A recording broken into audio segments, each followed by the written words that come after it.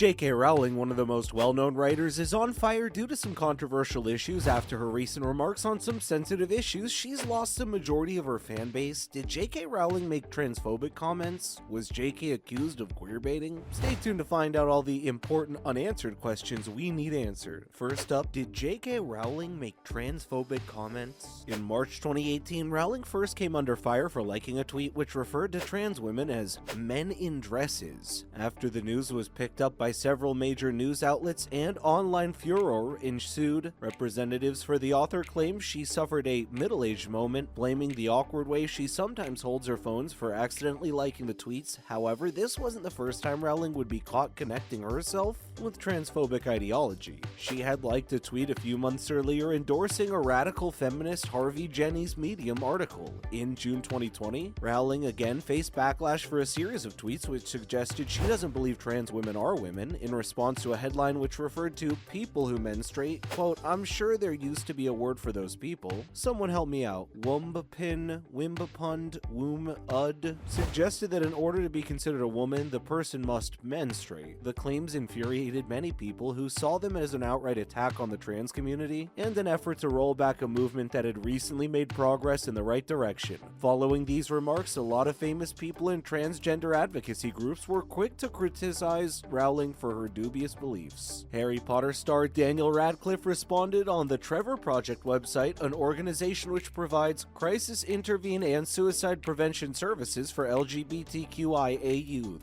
Next up, was Rowling labeled as a TERF?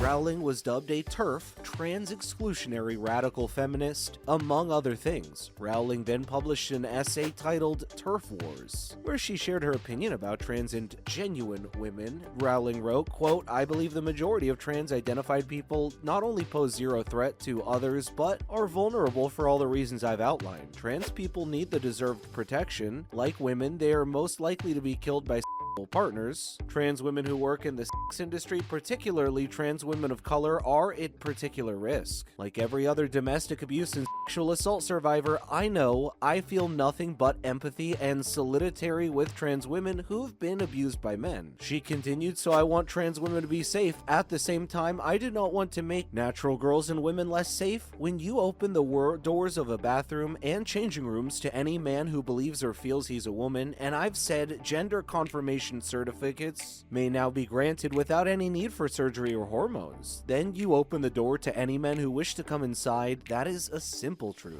The author compared hormone therapy to gay conversion therapy in a tweet from June 2020. Quote, "We are watching a new kind of conversion therapy for young gay people." She refers to the description of hormones as antidepressant for young people who are unsure of their gender identity. Next off, was J.K. accused of queerbaiting? Many were dismayed that no queer characters existed within the Harry Potter universe, robbing this group of much-needed representation in such a prominent story. Then in 2007, Rowling claimed that Dumbledore was gay and had been in a romantic relationship with Grindelwald, despite never mentioning this in the books or films. During a 2007 question and answer session at New York's Carnegie Hall, Rowling told the crowd that she had always felt Dumbledore was gay. She cited Dumbledore's love for Grindelwald, a villainous wizard whom he'd had long since vanquished, as the reason for his increased horror at discovering Grindelwald's true nature. At the time, many admirers were pleased, but the problematic nature of her statements was addressed until several years later. After 12 years, Rowling was accused of trying to queerbait her work when she said in an interview with the Radio Times that the relationship between the two wizards was incredibly intense. It was passionate and it was a love relationship, but as happens in any relationship, gay or straight or whatever label you want to put on it, one never really knows what the other person is feeling. You can't know, you can believe you know. People are eager to point out that after the disclosures that through Rowling had admitted that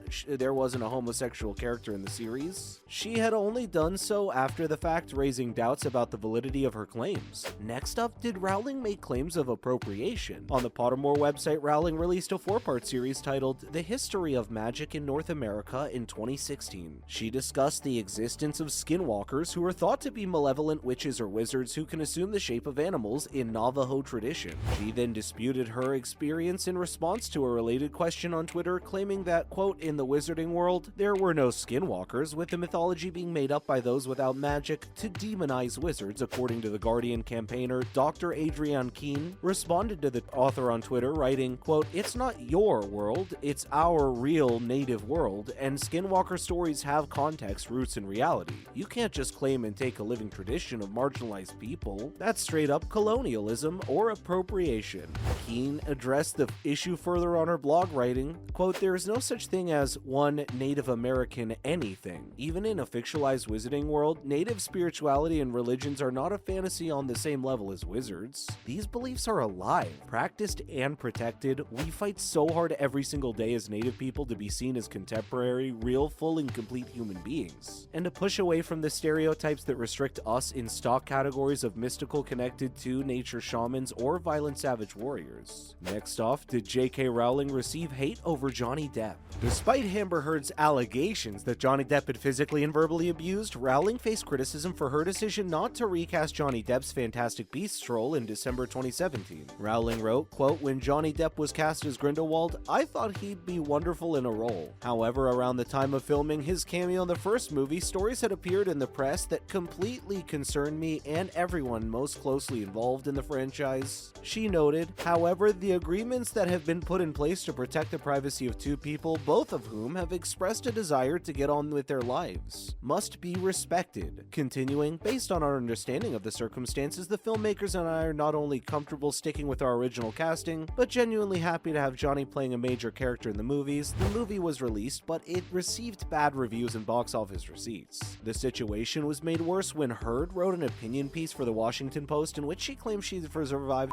sexual assault. By this time, Depp had already appeared in a second Fantastic Beasts movie. Fans were unable to get past the fact that Depp was fired from the franchise in 2020, despite Rowling's initial declaration that she was genuinely happy to have landed Depp the role. Rowling's outrage took place 5 years before Depp's high-profile defamation case against Heard. Next up, did J.K. Rowling rant in July 2022 after receiving criticism from a Twitter user for liking a message that linked hormone therapy to antidepressants? Rowling went on another social media tirade on July 5th, 2020. Rowling wrote, quote, I've ignored fake tweets attributed to me and RT'd widely. I've ignored porn tweeted on children on a thread about their art. I've ignored death and rape threats. I'm not going to ignore this. Adding, when you lie about what I believe about mental health medication and when you misrepresent the views of a trans woman, for whom I feel nothing but admiration and solidarity, you cross a line. She claimed many health professionals are concerned that young people struggling with their mental health are being shunted towards hormones and surgery with this may not be their best interests. Many, myself included, believe we are watching a new kind of conversion therapy for young gay people who are being set on a lifelong path of medicalization that may require in the loss of their fertility and or full